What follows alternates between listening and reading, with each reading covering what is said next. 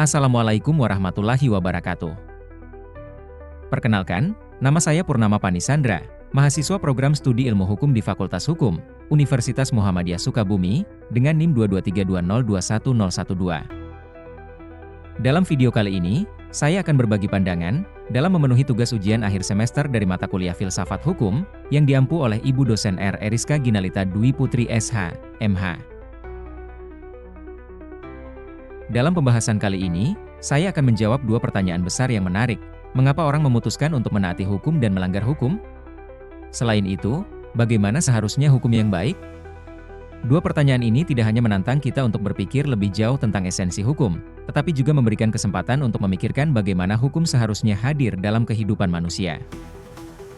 Mari kita memulai perjalanan ini bersama. Saya akan mencoba menjelaskan kedua hal tersebut dengan pendekatan yang sederhana, namun tetap mendalam, agar mudah dipahami dan relevan dengan kehidupan kita sehari-hari. Keputusan seseorang untuk menaati atau melanggar hukum sebenarnya merupakan refleksi dari berbagai faktor yang saling berkaitan. Jika kita melihat dari kacamata filsafat hukum, pilihan ini tidaklah sederhana, melainkan dipengaruhi oleh unsur moral, sosial, psikologis, hingga pertimbangan pragmatis. Mari kita telusuri lebih dalam untuk memahami alasan di balik keputusan tersebut. Mengapa seseorang memilih untuk menaati hukum? Jawabannya ternyata melibatkan berbagai dimensi yang kaya akan makna, mulai dari moralitas hingga kebutuhan akan stabilitas. Mari kita telusuri beberapa alasan utama yang mendorong keputusan ini. Pertama, kesadaran moral dan etika menjadi salah satu alasan yang mendasar. Banyak orang percaya bahwa hukum adalah cerminan dari nilai-nilai moral yang mereka yakini benar. Serupa dengan penjelasan oleh filsuf Immanuel Kant, manusia menaati hukum karena merasa memiliki kewajiban moral terhadap prinsip universal yang berlaku bagi semua orang. Kemudian, ada pula alasan untuk menjaga keharmonisan sosial. Hukum tidak hanya mengatur, tetapi juga menciptakan keteraturan dan stabilitas dalam masyarakat. Émile Durkheim, seorang sosiolog terkemuka, menggambarkan hukum sebagai refleksi dari solidaritas sosial yang mengikat kita semua dalam hubungan yang harmonis. Selain itu, legitimasi dan otoritas hukum memainkan peran penting. Orang seringkali merasa berkewajiban untuk menaati hukum karena menghormati otoritas yang sah dan dipercaya. Max Weber, seorang ahli sosiologi dan hukum, menggambarkan hal ini sebagai legitimasi hukum rasional yang membuat orang mematuhi aturan tanpa paksaan. Namun, tidak semua alasan bersifat idealis. Ketakutan terhadap sanksi juga menjadi faktor penting. Perspektif utilitarian, seperti yang dijelaskan oleh Jeremy Bentham, menekankan bahwa orang sering membuat keputusan berdasarkan perhitungan untung rugi.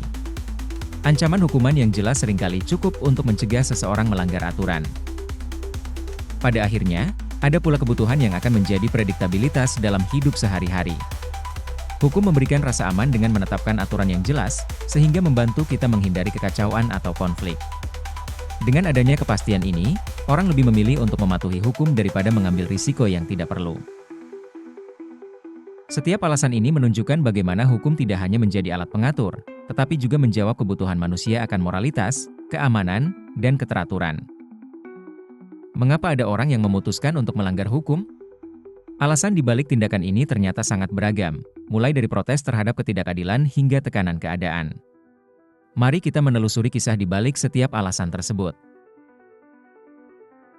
Pertama, ada ketidaksepakatan terhadap hukum. Tidak semua hukum adil dianggap oleh semua orang. Beberapa orang melanggar hukum karena merasa aturan tersebut bertentangan dengan nilai moral yang mereka yakini. Pemikiran ini menerapkan gerakan civil disobedience atau pembangkangan sipil, yang diusung tokoh-tokoh seperti Henry David Thoreau, Gandhi, dan Martin Luther King Jr. Mereka berani mengancam demi memperjuangkan keadilan yang lebih besar. Kemudian, ada juga dorongan dari kepentingan pribadi. Tidak dapat disangkal, sifat egois atau hedonistik dapat membuat seseorang berpikir untuk melanggar hukum, terutama jika risiko ketahuan rendah atau hukuman yang dijatuhkan tidak terlalu berat. Dalam situasi ini, keputusan dibuat berdasarkan perhitungan keuntungan rugi. Namun, tidak semua pelanggaran hukum telah dilakukan pada keserakahan.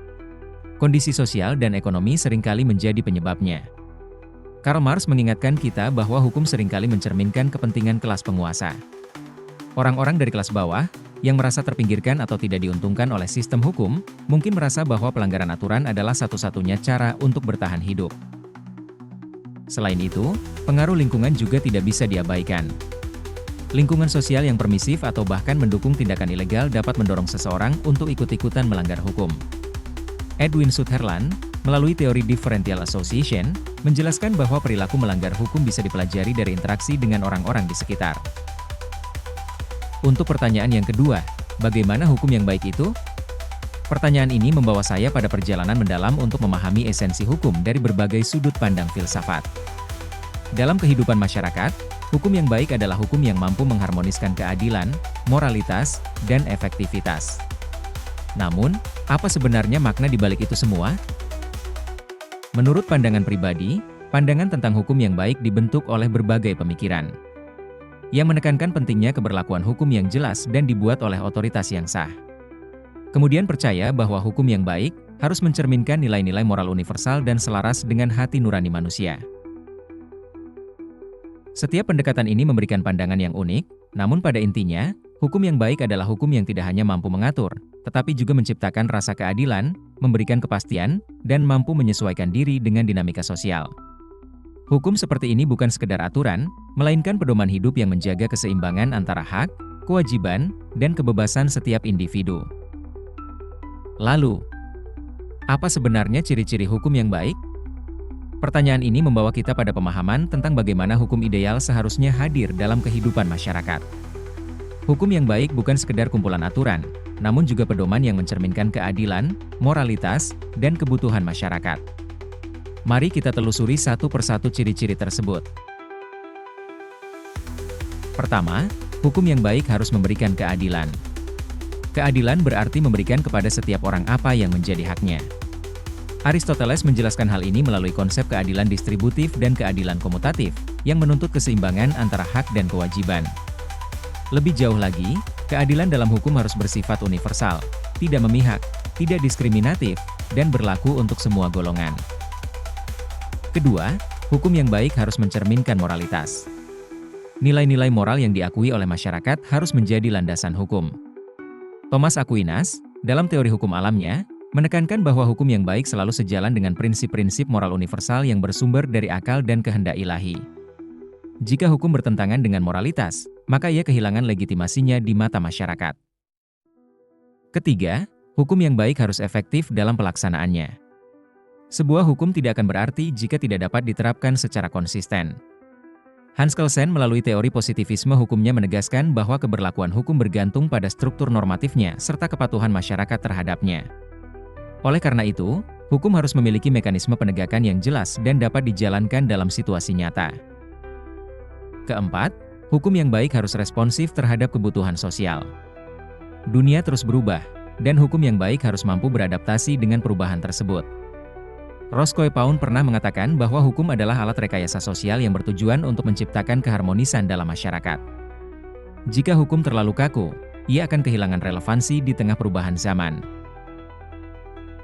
Kelima, hukum yang baik harus pasti dan transparan.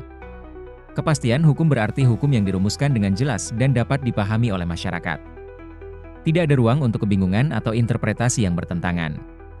Selain itu, transparansi dalam proses pembuatan hukum sangat penting agar masyarakat dapat memahami dasar-dasar hukum yang diberlakukan. 6. Hukum yang baik harus demokratis dan partisipatif. Proses pembentukan hukum idealnya melibatkan partisipasi masyarakat, sehingga hukum tersebut benar-benar mencerminkan aspirasi kolektif. Dengan demikian, hukum akan memiliki legitimasi yang kuat di mata rakyat. Terakhir, hukum yang baik harus menghormati hak asasi manusia. Hukum yang ideal melindungi martabat manusia dan memastikan tidak ada pihak yang dirugikan secara sewenang-wenang. Pandangan ini sejalan dengan teori hukum alam modern, yang menempatkan penghormatan terhadap hak asasi manusia sebagai prinsip utama. Setiap ciri ini menggambarkan bagaimana hukum yang baik bukan hanya tentang aturan, namun tentang bagaimana aturan tersebut mampu menciptakan tatanan masyarakat yang adil, harmonis, dan manusiawi. Kesimpulannya, hukum yang baik adalah hukum yang mampu menyeimbangkan berbagai nilai penting: keadilan, moralitas, kepastian hukum, efektivitas, dan tanggung jawab terhadap kebutuhan masyarakat. Hukum seperti ini tidak hanya berlaku secara formal, tetapi juga memiliki legitimasi moral dan diterima oleh masyarakat sebagai pedoman hidup bersama. Dengan demikian, hukum yang baik menjadi lebih dari sekedar aturan. Ia adalah cerminan dari harapan, nilai, dan semangat masyarakat yang hidup di dalamnya. Sekian yang dapat saya sampaikan, semoga bermanfaat. Wassalamualaikum warahmatullahi wabarakatuh.